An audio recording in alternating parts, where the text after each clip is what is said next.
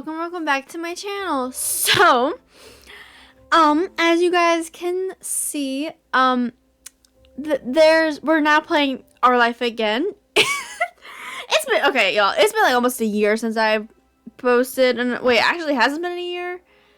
I don't even know how long it's been, but there was a new update today, and I was looking at, because the developer of this game finally released the Kickstarter page and the trailer, so I was looking at both of them, and it said there was an update. So I literally I threw my phone and I rushed to my computer. I opened my Steam and there was a new update, and I was like, all right, girl, we're gonna update this and we're gonna do this now. So here we are, and yeah, but yeah, apparently there's additional scenes. I don't know how much of it there is, so this might only be one episode or maybe two, but I do not know. So yeah, but before we get started, make sure to subscribe button and share this video with your friends so they can find out about my amazing channel just like you have right now. So yeah, let's get into. I hope you enjoy. Oh my god, I cannot wait until I can make a new save. Oh. Hello, since the previous version of Our Life Now and Forever, there have been a few changes to how we handle pronouns and terms. Since you've already passed the character creation for the save, you can choose to see part of the character creator again to update your terms if needed. Your preferences from the previous version have been adapted to the new version as much as possible. Do you want to update your terms? You won't be able to do so again until you get to step 2. Sure. Let's just see it. You can click on the question mark button in the top left corner of the screen to see an explanation on how the new system works. When you're done, hit confirm to return to your save. Okay, well, let's just do this. Hello from the tutorial again. This screen gives you greater control over which terms you're comfortable with. There are several features to play with, so we'll go over them one by one.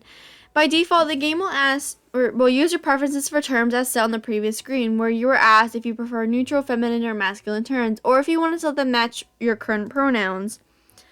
This screen gives you more control over which exact terms you would like the game to use for you.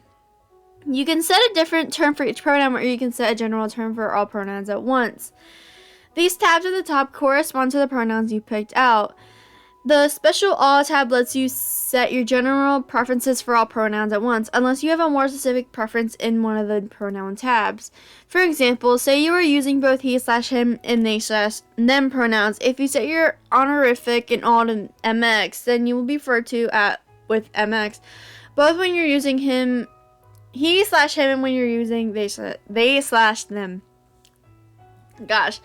If you then say your honorific, I do not know how to say that, I'm sorry, y'all, in the he/him tab to Mr., then you will be referred to as Mr., and so on.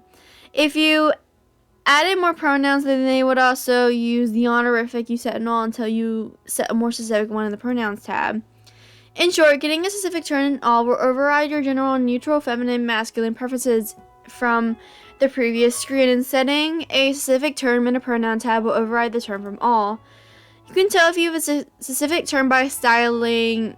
If there is a star to the left of the word, then it has been customized. Otherwise, it's using the default based on your term preferences in the other screen. Oh my god, we can change it. Okay, if you guys haven't, okay, you know, I'm gonna say it after this. Next, there are 4 buttons under the tabs that will let you set all terms at once. These only affect the terms in the current pronoun tab. For example, if you click set all to neutral on the all tab, any pronoun will not be effective, just the all tab.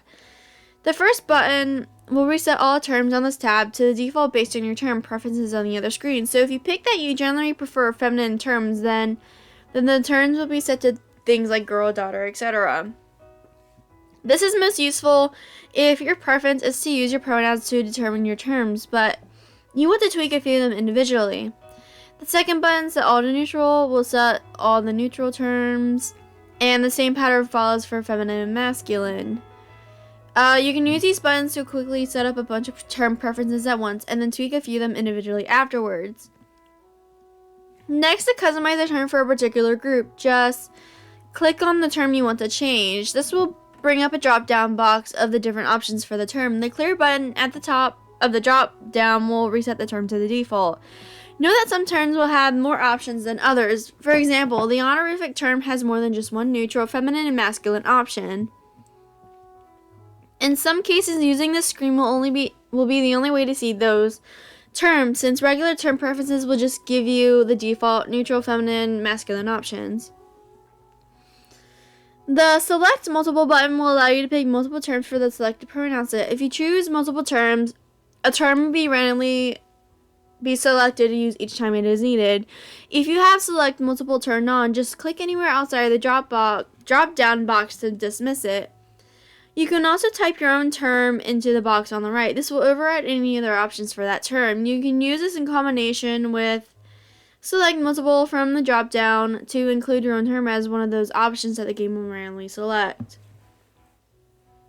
Using the set all buttons will also clear any terms you've entered manually, so be careful if you entered your own terms and then use one of those buttons. The clear button to the right of the input box will reset the term to default.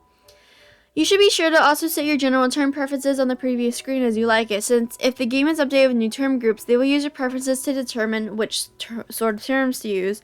We hope this helps you customize your game experience better. Alright, thank you.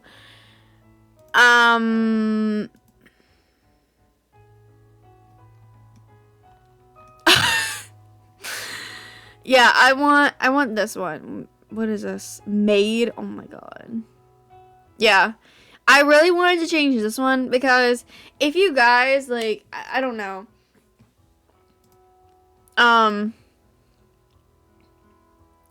Like, if you guys watched the first episode when I first customized my character, I picked MX, which I had no clue what that meant. And honestly, I think someone told me, but I've just forgotten it. Honestly, it was such a long time ago, but yay, I'm so happy we get to switch this now. Yay! Okay, confirm. Yes, I am done updating my terms. Oh my god. Oh my god. Oh my god. It's been so long. Oh my god. Mrs. Murray was still reading over her teacher stuff, so she didn't put a stop to it. But Darren should have followed them even if no one was watching. Tamarac's focus was set on the action. When that was over and even Darren's bright white vest couldn't be seen, she snapped her gaze towards Chu. She was eager, ready to learn more about the boy whose name hadn't been even said yet. In school and friends and everything, Tamarack wanted answers.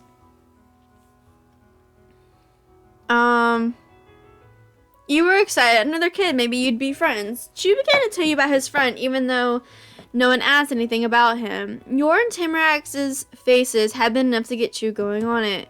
This kid you're going to meet isn't like other kids. He's mature. Okay, and just so y'all know, and talking about Baxter. Wait, can I skip all this? Yeah, because we already went over all this. Yeah, we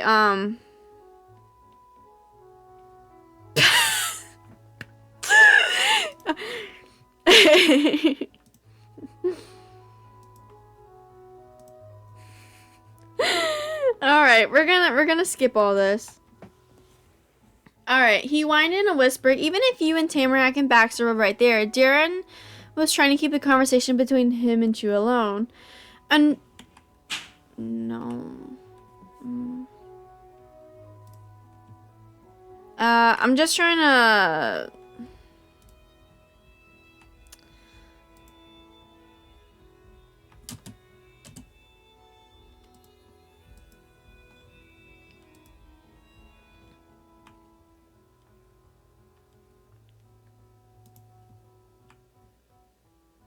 I don't even remember what I chose.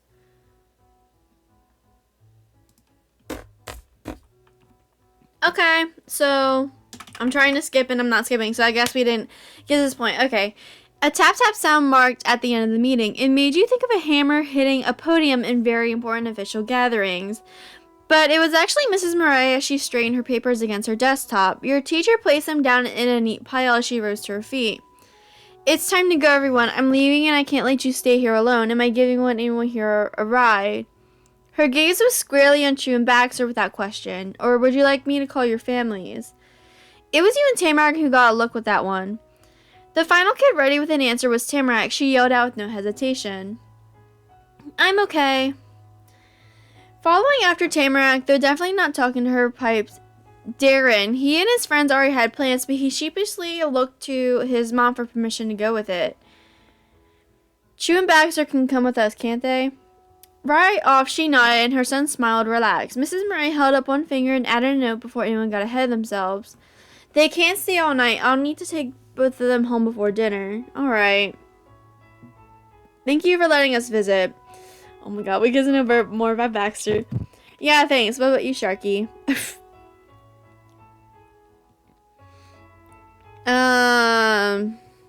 You smiled, showing you were alright. Your teacher grinned at you, too.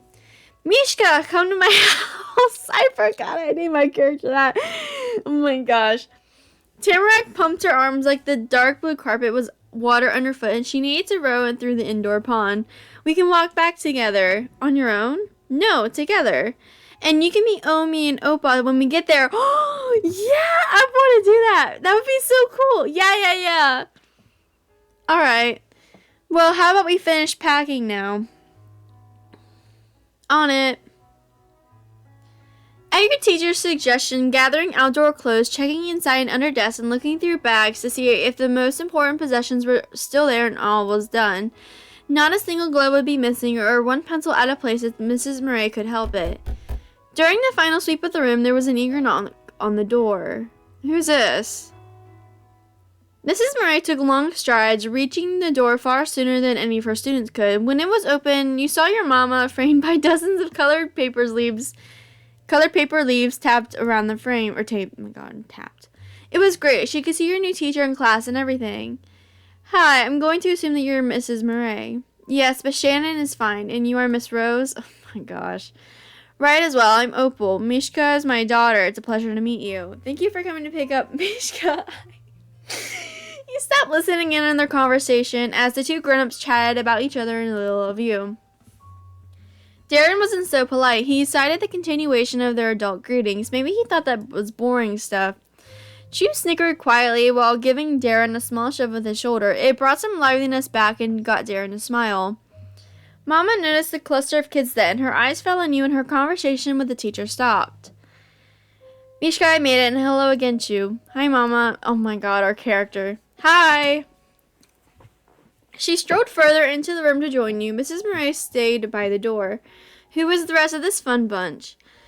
Mama asked wonderingly, glancing across the faces of the three other kids still there. Class was long over, and you were too closely gathered for it to be random people who happened to be in the same place. Why you'd all come together was of great interest to your mama. Two of those people were Chu's friends. One was your seatmate and your neighbor and your friend. And it was her, as usual, who first shot out a reply. Tamarack never took long to think about what she'd say. That's why she was always so far ahead of everyone with words. You're Mishka's mom? Wow. You don't look like her mom. You'd be surprised. Some bits of me ended up in there.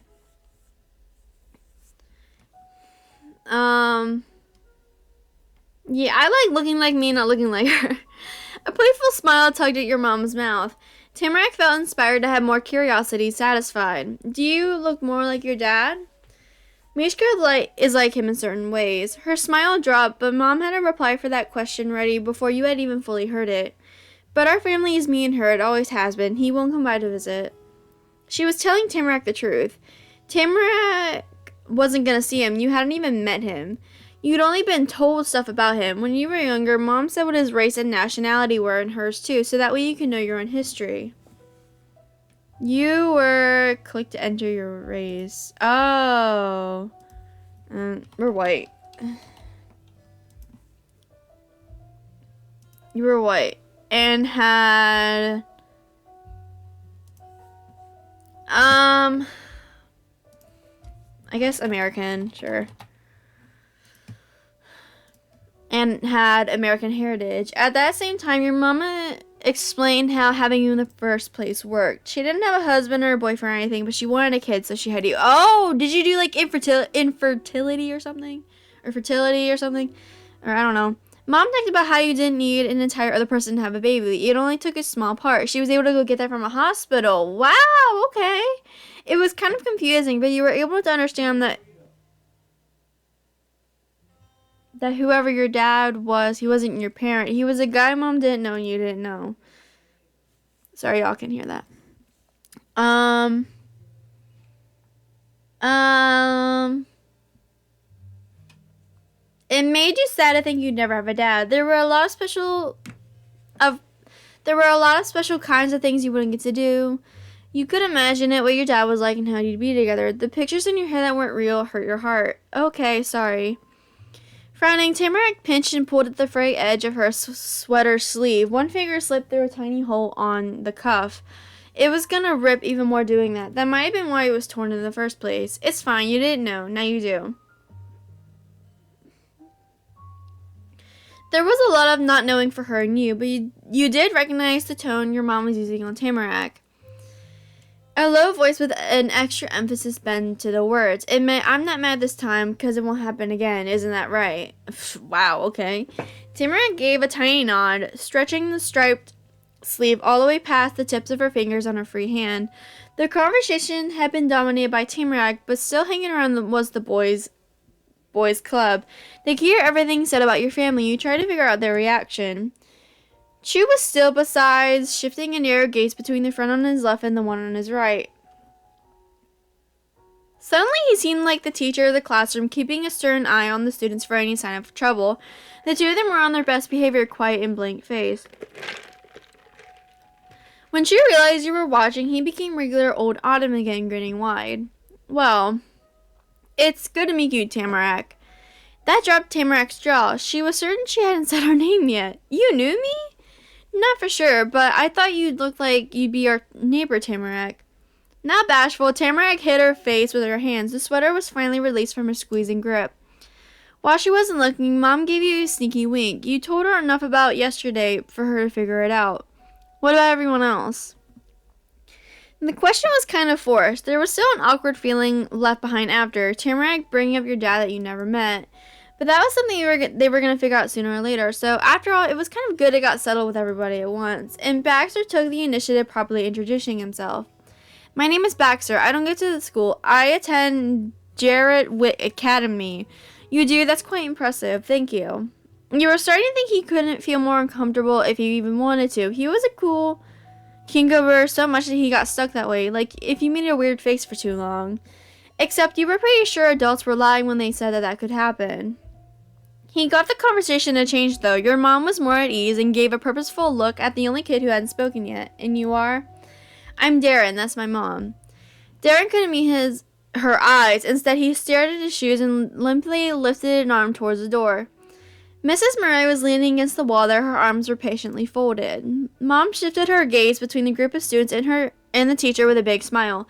As a mom, she liked seeing other parents with their kids. It was fun for her, you guessed. It's nice to meet you too, Darren. His cheeks puffed out frog-like. It was so fast and an unexpected Mom laugh. She usually did not like laughing at other people's kids or their adults, not unless they were telling a joke. She laughed at everyone's jokes, even ones that weren't funny. Your mom pressed her palm against her chest and breathed in through her nose to steady herself. You've barely been here 2 days, and I already need almost a full hand to count all the acquaintances you have. You work fast. She tilted a grin your way, raising one brow higher. Are you ready to go? Mom, me and Tamarack were wondering if she could come with us. Certainly, I'd be happy to bring her back. Mom stayed put despite that agreement. She was unsure, not about you or Tamarack, but the three other kids who were left. That was when Mrs. Murray got off her perch and came to stand by her son. I'm driving Darren, Chu, and Baxter to my house. I'll call the boys' parents to let them know. It seems you've all arranged everything. You got your bags already, too. We should really be going then. We're going to hang out with Tamarack. Have a good day, boys. With a parting smile and a gesture of her hand to follow, Mom turned and walked away.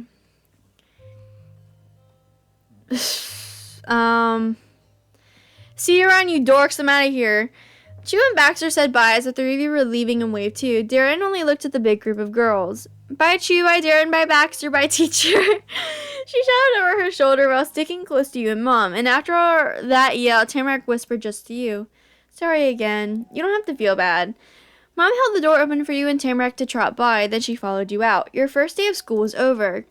You took the same exact path out as you had come in, just going the opposite way, down the stairs, through the checkered hall, and out the big double doors at the front.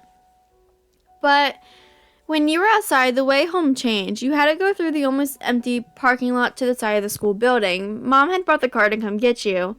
Wispy clouds hung over your group of three. Nobody else was out. They'd already gone home or were probably teachers who were still in the classroom. Tamarack ran freely across the tarmac. It was easy to figure out which car to go to, and nobody else was parked anywhere close by. You and your mom strolled side by side until you rejoined Tamarack by the vehicle. Once she unlocked it, Mom opened the back side door. You were too little to sit in the front, according to her. That meant Tamarack would be too small, too. You were taller than her. But you found out that Tamarack didn't want to sit there. She liked the middle. It was funny how round and weird it was. She also liked being able to see up to the front easily. While you both buckled in and Mama got into the driver's seat, Tamarack told you about how she'd poke her Omi and Opa from that spot all the time. Even though neither of them were in that car, she was happy to choose the middle anyway. The middle seat was your favorite too. It wasn't fair she took it and Mama didn't even care. That's not what I was going for, but okay. After Mom double-checked that everyone had their seatbelts on, she pulled out of the school lot. You jiggled in the firm cushion because of all the vibrations of the car. The seatbelt wasn't just good for crashes, it could also stop you from slipping out of your seat on the bumpy roads. It was quiet, besides the humming sound that also came from the way the car moved. The world looked different from the back of a car, or from the backseat of a car. A blur of golds, browns, and reds fitted out of the corner of your eye. From what you could see ahead, there was an endless stream of blue coming at you. And then it all slowed down. You could see individual trees and each of their branches and the leaves that hadn't fallen, and the sky seemed more solid. Your neighborhood was already in reach. It had been the whole journey in the morning, walking with Chu and Tamarack. That trip only took a few minutes, driving with Mama and Tamarack again. Mama parked at the end of the road right in front of your house. There wasn't a garage to use, but it didn't really matter if you parked on the street. You couldn't block the pass if it didn't go anywhere else. You, her, and Tamarack got up and stood together on the sidewalk. Thanks for driving Mishka's mom. You can come to my house now. A lot had happened since she talked about that in the classroom. Still, Tamarack hadn't forgotten the plan she made. A visit to the 𝐕𝐢𝐬𝐿 household in 𝐈𝐧𝐼 too? That's right, your mom hadn't been there when Tamarack had come up with what you do after school. It was funny seeing Mom ask permission to go over to someone's place. She was the person who was supposed to decide if it was okay to do something or not. But your mom was nice. Yeah. Thank you. I had been hoping to meet the rest of our neighbors, but I waited for Mishka to be here before making the rounds. Lead the way, Tamarack. Tamarack would have tried to do that even if Mom didn't ask her to. The wannabe leader spun around to change direction and marched down the sidewalk towards the big gray house next to yours. There was no way you'd let her take the lead. You stuck right by her while your mom went along after you both. As Tamarack got closer, her pace got faster. The steady strut had turned into a speedy skip by the time she reached the porch. She was eager to get home, or she just wanted to make sure she arrived first. It caught you off guard and she pulled ahead. Tamarack smacked the doorbell and held it all the way down with her whole hand. It wasn't the kind of a doorbell you had to press over and over to get it to work. As long as she pushed it in, a deep chime rung through the walls. Ding dong, on and on. Tamarack squeezed the doorbell under her tiny hand. It wasn't going to stop. Your mom acted like the parent she was and spoke down to the other kid here in a reassuring voice. I think it's okay. You can let go. Mom understood appropriate behavior in the grown-up world better than any elementary schooler could, and that wasn't it. But all the suggestion got was the same knowing assurance right back. No, it's okay. What if Omi is asleep? We'd be trapped outside forever. Tamarack wasn't an adult, but it was her house. She knew the rules, and for all you knew, she might have gone to make up the rules herself. Maybe, but... While your mom softly tried to urge Tamarack to free the crushed button, the bell kept going and the door opened. Your nose realized it had happened before even your eyes could. It had gotten blasted off with a perfumey smell so fast, like a human-sized spray of air freshener went off. The person who answered the non-stop call of the bell was a lady with long, pale, blonde hair, going almost all the way down her back. Her nose was tiny. That must have been how she lived with the smelliness. Ooh, you're pretty. She was smiling gently. Just about every part of her looked flowy and delicate. Only one thing was different. Her necklace, that was big and gold and seemed like it'd be pretty heavy. Maybe she needed an anchor to stop herself from blowing away in the wind. I'm here. Welcome back, young lady. Mine, you've brought guests. Hello. Tamarack finally slipped her hand off the button. She needed it to wave. Hi, Omi. Hello, good to meet you. I'm Opal Rose. This is my daughter, Mishka. The two of us recently moved in. We arrived only yesterday. Ah. Her voice which was also another fragile thing about her, straight in a high-pitched exclamation. I thought that was you. I'd heard you were coming after all. That's why I swept up the porch and left the welcome mat. Oh, that was you? I appreciate the gesture. Yes, it was my little way of greeting the newcomers to our quiet street. You had known that the mat was at a place in front of the worn house. Another mystery was solved. This time the culprit was Tamarack's family member rather than Tamarack herself. Mrs. 𝐕𝐤𝐬𝐿 chattered on like leaving people unexpected stuff was nothing abnormal. My name is Dorothea. Tamarack is my only granddaughter. Her father is my only son. And I do have a husband, Ernest. He's still alive, but I ought to introduce him to you myself. Lord knows he won't do it on his own. She pressed the top of her hand to her forehead, craning back. The dangles on her necklace clinked against each other. Mrs. 𝐕𝐤𝐬𝐿 acted very tired. And it was probably an act. You had to think so, since she sounded amused. It was like having a hard time was how she had a good time. If you see a crochet old man wandering about, that's him. Don't you worry. He's not mean, even if he looks it. Just remember that Mr. 𝐕𝐤𝐬𝐿 is more afraid of you than you are of him. It is good to meet the both of you, Opal and Mishka. The last part of her introduction wasn't for you and Mom. It was just towards you. You can call me Granny.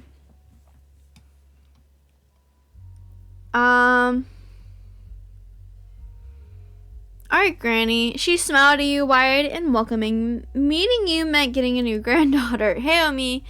Tamarack cut into the conversation with a sharp grin. Her brows tight. She flapped one of her two long sleeves to draw even more attention. Mishka is my best friend. Oh. That announcement caught everyone by surprise, including you, the person it was about. Mrs. 𝐕𝐤𝐬𝐿's eyes got way bigger than you thought they could with how they looked normally. I didn't know that. When did you make a best friend? Yesterday. She said so, chuckling, like her granny was silly for not being able to figure that out. Tamarack really thought you were her best friend? That was what you thought about her, too. You didn't even know what to do, though you did notice the way your mom was watching the matching happy expressions on Tamarack's and your faces. Girl, and I literally titled, like, my second video of this girl is my best friend. Period! Me and Tamarack are best friends! Mrs. 𝐕𝐤𝐬𝐿 was as enthused as her granddaughter and her best friend. Oh, please, come inside. I insist. We need to get acquainted. No one had ever insisted you see their house before, unless what Tamarack said at school counted. You guess that's why Tamarack was that confident about saying you could come over, and why she told you to do it instead of asked. Her granny had the same attitude about people visiting. That would be lovely. Mrs. 𝐕𝐤𝐬𝐿 went deeper into her home, footsteps already echoing in the closed-off space. Tamarack bounded after her. Let's go, Mishka. You and Mom were following behind Tamarack again, though this time it was her grandma who got to lead everyone. Mom shut the door after herself. The outside cold wasn't invited. Ooh, this is their little house. It didn't only smell like old people inside the house. The air was stiff like it had gotten old, too. A staircase went up and a narrow hallway went deeper inside. Huge flowers patterned the paper plastered over the walls, when you could see the walls anyway. The hall was crowded with shelves and tables, and those were cluttered with more things. It was sort of like walking through a museum, with all the fancy pieces to see, but it also reminded you of a storage closet that was stuffed with things you had nowhere else to put. So maybe a closet in a museum? Though you didn't know any museum or closet that had colorful candy sitting in worn silver dish the way this house did. There were two kinds, bright see-through hard candies and see-through plastic wrappers, and pale taffies you couldn't see through that were twisted up in waxy paper. Mom passed by you, not even looking at the candy bowl. The side table it sat on was much closer to your height than hers. It was right in your front of your face.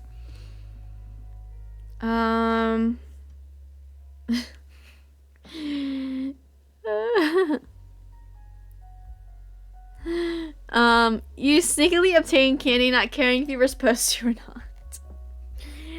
It might only be there for special situations, or your mom might think you shouldn't have any sweets. You weren't going to let any of that ruin things for you. You took a handful of candies, getting some of both. The The wrappers crinkled when you tuck your fingers into the pile. Your fingers got sticky. You could tell that the treats were as old as everything else there, but candy was candy. You tucked them into your pocket before anyone could look back and see what you'd done. Chu's guess had been right after all. You were a thief, and a successful one at that.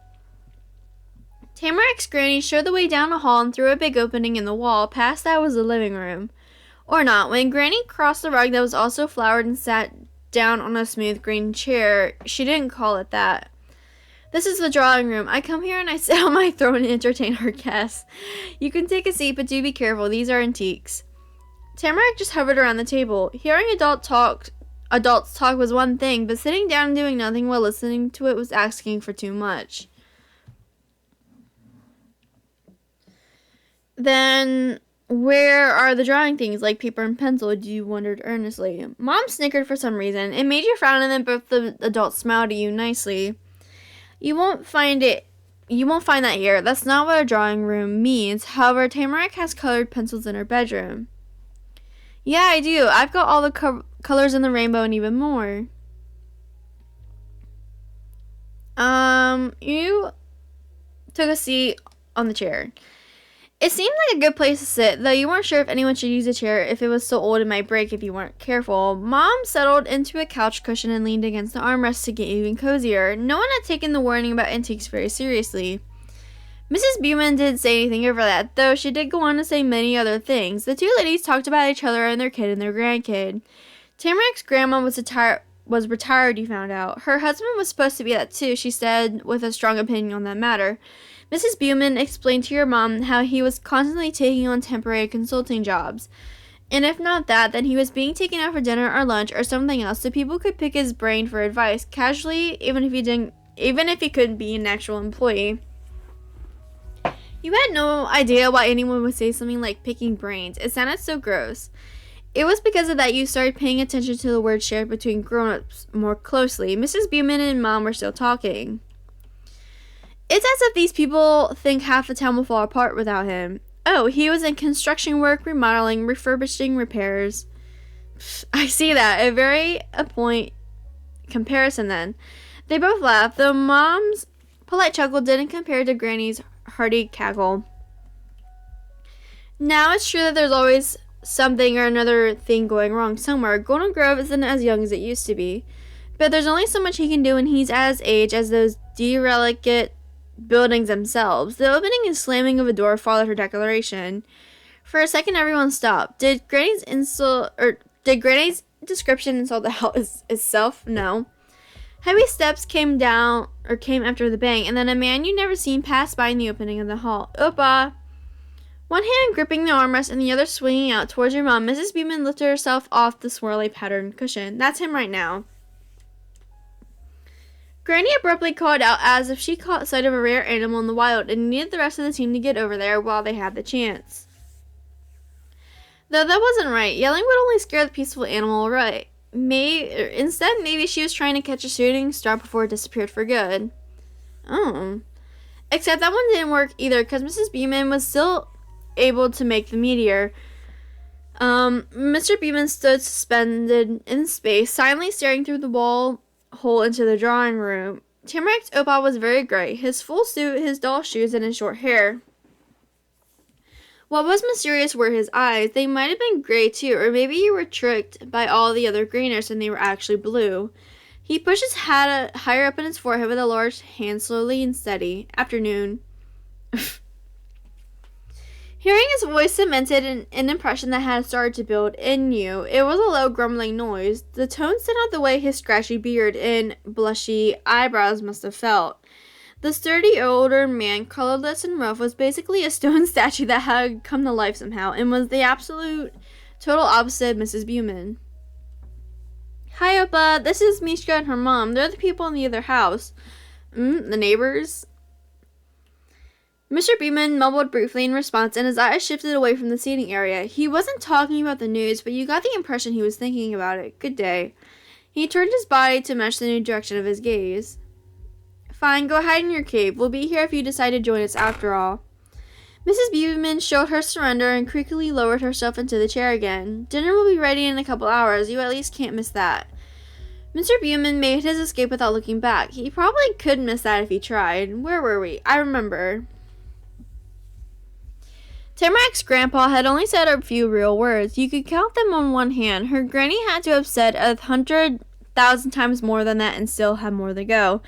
But your mom was talking too, and you could tell she wasn't ready to be done. She had her listening face on, not tell her how soon can I get it to stop expression.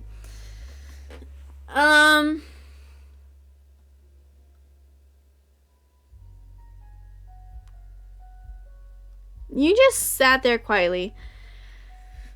Suddenly, for the first time in ages, Mom looked at you instead of one of the three 𝐕𝐢𝐬𝐮. She hadn't forgotten you were there too. Oh, Mishka, are you fine staying longer? There's a couple of things I'd like to discuss with Mrs. 𝐕𝐬𝐮 while I can. As little of an impact as you had on the adults, Tamarack still did enough to distract them all. Since her grandpa left, she'd been staring at the window and doing that thing where she bumped her bag around. She used her hip instead of her butt this time. With the way Granny daintily placed her hands in her lap, she really did look like a queen on her throne. You had to wonder, was she a kind queen or an evil queen?